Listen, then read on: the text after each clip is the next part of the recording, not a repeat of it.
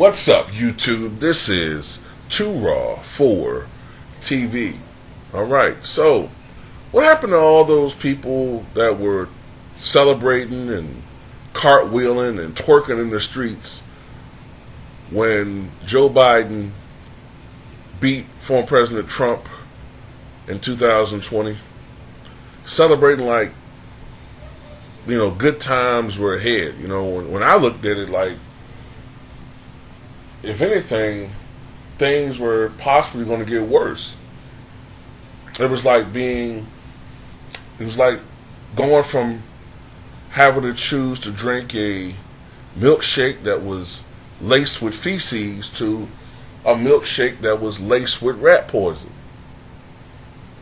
I mean, I don't want either.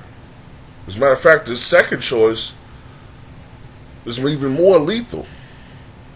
The first one leaves a terrible goddamn taste in your mouth and can make you very, very sick. Second one, probably lethal. And, we tried to warn people, but people were trained like those winged monkeys from the Wizard of Oz to attack anybody and everybody that tried to warn you about Joseph Robinette Biden, just like they're doing Ice Cube. I can't believe that you got black people out here choosing Joe Biden over Ice Cube. But that's how brainwashed the Democratic Party has some people. So your favorite president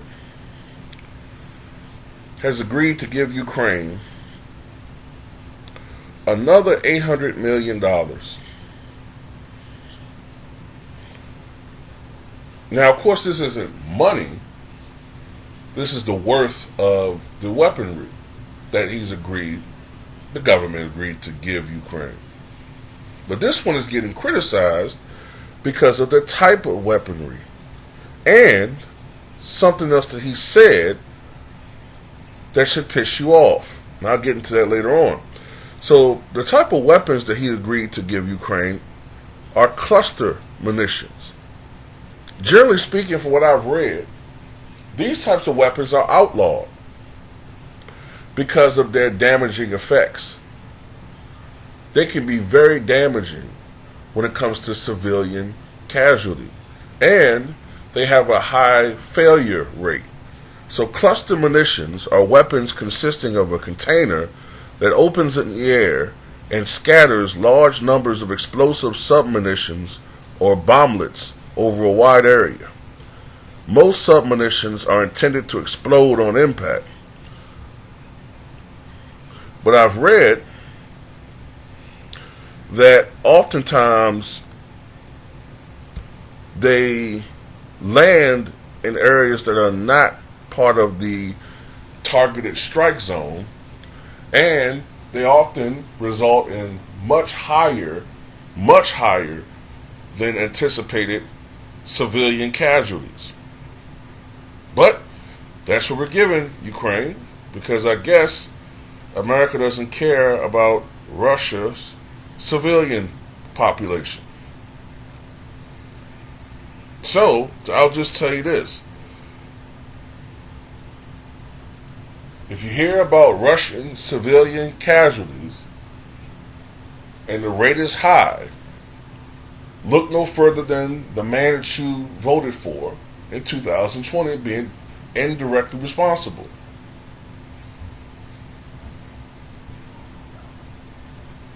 But I also want to mention this. In an interview, he acknowledged that American ammunition is running low. Really? You could have fooled me. American ammunition is running low. I wonder why that is. Maybe because we've sent $15 to $16 billion in aid to Ukraine, with the goal being $32 billion. Maybe that has something to do with it. And also, Why on earth are you admitting that in an interview? You're letting countries know that we're running low on ammunition? Get this clown out of here, man. He's a clown.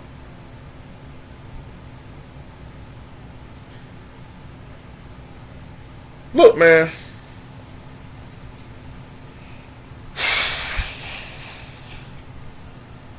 I'm not the biggest Trump fan in the world. Okay? There's a lot of things about him that I didn't like.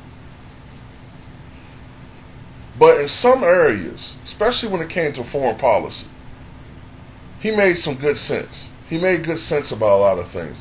You know, he gave an answer in that town hall interview, that town hall meeting, whatever you want to call it, meeting, town hall interview, whatever, that he had with CNN that ended up being a debacle.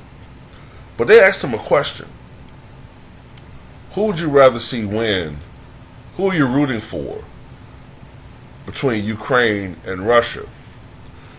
And he said, I want the war to stop. I want the deaths to stop. I want the whole situation of war. I want it to come to an end. But they were trying to pigeonhole, they were trying to push him to say Ukraine. When he said, I want the war to come to an end. Which I think most Americans agree to. But CNN were trying to demonize him because he wouldn't root. Like, he would root for Ukraine like it's a sporting event or something. These are real people and real lives. And I'm trying to give people to understand that you don't always have to agree, rubber stamp, with the political party you are affiliated with.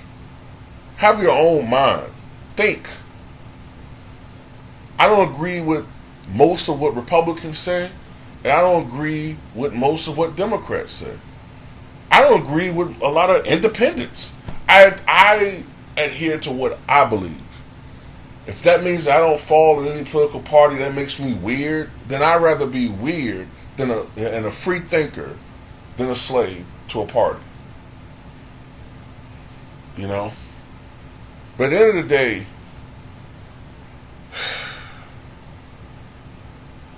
this guy got to go, man. When I say go, I mean voted out of office. He has to get voted out of office, man. And where are the other... Since the countries in Europe, this war is so important to them.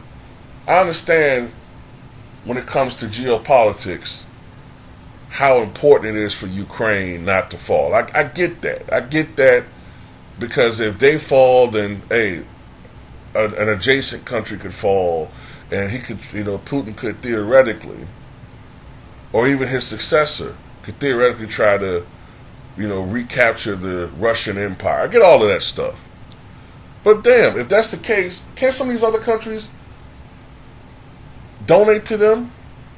Everybody keep looking at us like we some goddamn, like we some goddamn open market or something. Like, everybody just come to us like we the only goddamn country that got some money. That's just annoying. That's like when you're at work and shit, and people know you got a good job.